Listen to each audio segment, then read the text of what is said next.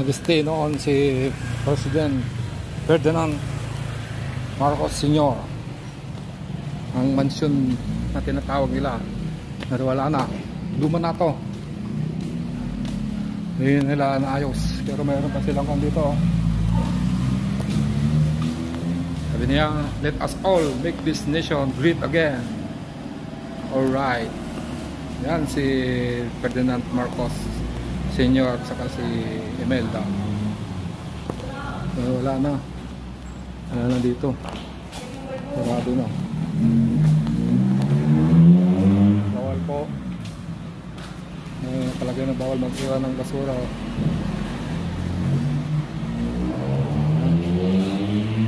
Lumang-luma na.